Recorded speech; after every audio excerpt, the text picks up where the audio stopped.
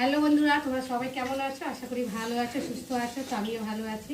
মৌসুমি official চ্যানেলে তোমাদের সবাইকে স্বাগত জানিয়ে আজকে চলে এলাম ডেলি ব্লগ নিয়ে। তো দেখো, আমি আজকে রান্না করছি, চিকেন করব। তার জন্য প্রথমে আলুগুলোকে ভালো করে ভেজে তুলে নেব।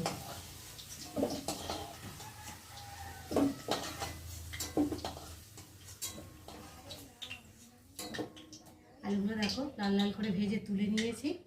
এখন তেল আছে, আর যেহেতু অল্প তেলে রান্না করব, কেননা এখন খুব গরম, বেশি রিচ খাওয়াও ভালো না।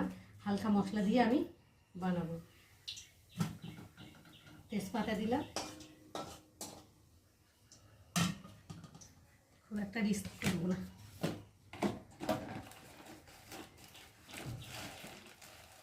দেব গোটা জিরে,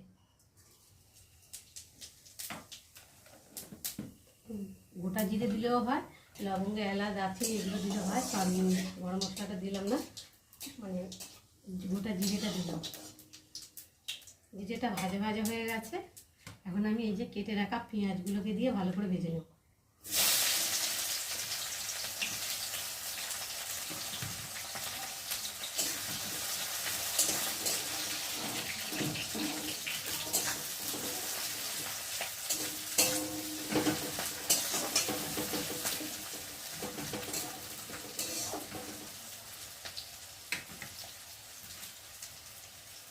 ওই পেঁয়াজের মধ্যে দিয়ে দেবো এই যে রসুন বাটা।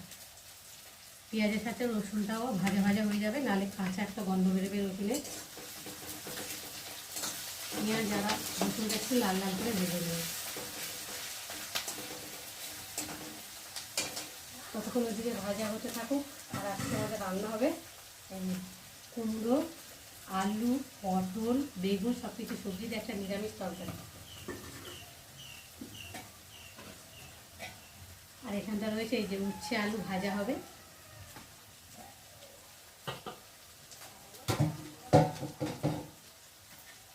আর এই যে চিকেনটাকে ভালো করে হলুদ, লঙ্কা, তেল দিয়ে মাখিয়ে রেখেছি, যাতে চিকেনের ভেতরে মশলা নুন ফুল ভালোভাবে ঢোকে, তাহলে টেস্ট হবে, খেতে ভালো লাগবে।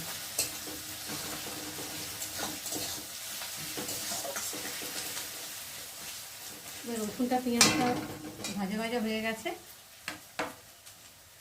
এখন আমি দিয়ে দেবো আদা বাটা।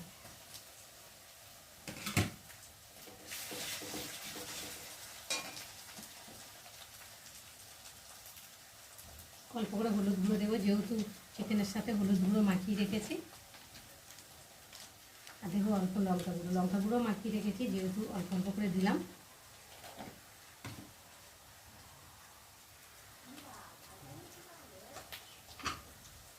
নুনটাও মাখিয়ে রেখেছি, সব অল্প অল্প করে দেবো।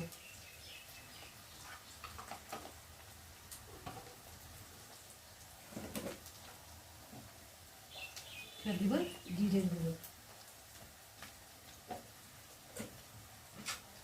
তারপরে দেবো টমেটো।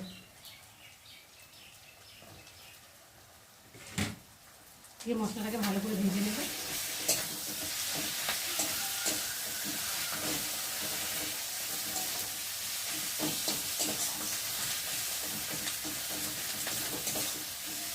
যতক্ষণ না মশলার একটা কাঁচা গন্ধ যাবে, ততক্ষণ আমি মশলাটাকে ভালো করে ভেজে নেব।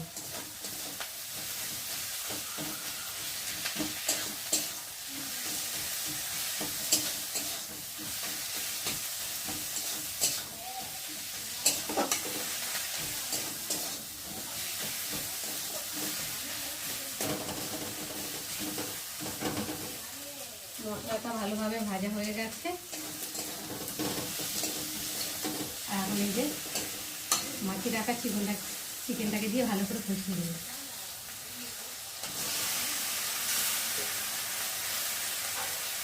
চিকেনটাকে ভালো করে মশলার সাথে নেড়ে দেবো।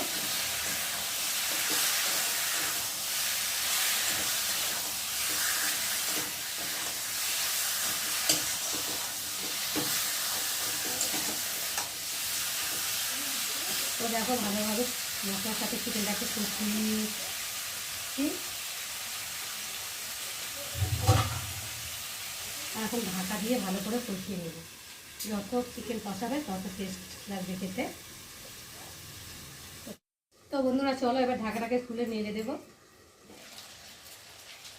কত সুন্দর কষানো হচ্ছে, মাংস থেকে তেল ছেড়ে দিয়েছে, সুন্দর গন্ধও ছেড়েছে। চিকেনের যেহেতু একটা সুন্দর গন্ধ ছাড়ে রান্নার সময়, একটু ভালো করে নেড়ে দেবো।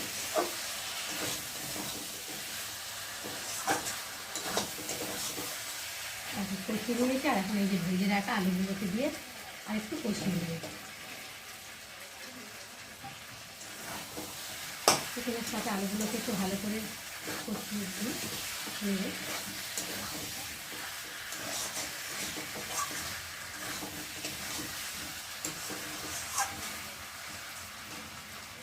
ওগুলো একটু ঢাকা দিয়ে অল্প সময় কষিয়ে নেবে। তো বন্ধুরা দেখো আমার চিকেন কষানো হয়ে গেছে প্রায়। দেখো কত সুন্দর হয়েছে দেখতে, দেখো কালারটা খুব সুন্দর, সুন্দর ছাড়ছে, খুব সুন্দর। তো মিনিমাম 10 মিনিট ধরে কষিয়ে নিয়েছি, যত কষাবে তত টেস্টে লাগে খেতে। তো চলো এখন আমি জল দিয়ে ভালো করে ফুটিয়ে নেব।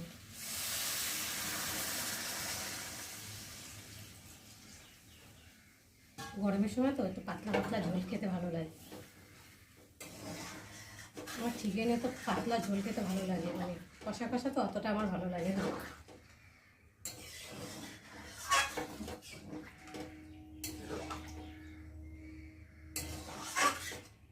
তো দেখো জল দিয়ে দিলাম, দিয়ে এখন ঢাকা দিয়ে ফুটি। তো বন্ধুরা দেখো আমার চিকেনের ঝোল তৈরি হয়ে গেছে, আর এখন আমি নামিয়ে নেব। তো নামাবার আগে আমি স্বাদ মতো একটু চিনি দেবো, চিনি দিলে স্বাদটাও হয় আর খেতেও খুব ভালো লাগে। আর এখন দেবো মিট মশলা। তো বন্ধুরা তোমরা কারা কারা চিকেনে মিট মশলা না গরম মশলা দাও আমাকে কিন্তু অবশ্যই জানিও। আমি তো মিট মশলা দিই, মিট মশলা দিলে তরকারির টেস্ট হয়, খেতে ভালো লাগে। আর যেহেতু গরম মশলা দিলে তো ঝাল ঝাল হয় আর তরকারিটা কালো কালো হয় আর কেমন যেন দেখতে লাগে, খেতেও ভালো লাগে না। তো যেহেতু যার যেরকম খেয়ে অভ্যাস সে তেমনই খায়। তো যাই হোক আমি এখন চিকেনে গরম মিট মশলাটাকে দিয়ে ভালো করে একটু ফুটিয়ে নেব। তো বন্ধুরা আজকে আমার চিকেনের ঝোলের রেসিপি কেমন লাগলো তোমরা কিন্তু অবশ্যই কমেন্ট করবে। ভালো লাগলে লাইক কমেন্ট শেয়ার করো, আর আমার চ্যানেলে যদি নতুন হয়ে থাকো চ্যানেলটাকে সাবস্ক্রাইব করো। তো চলো আবার দেখা হবে তোমাদের সাথে পরের ব্লগে, ততক্ষণ তোমরা তোমাদের খেয়াল রাখো। তোমরা আমার চ্যানেলটাকে সাবস্ক্রাইব করতে থাকো আর আমি এদিকে তরকারিটাকে ঢালতে থাকো।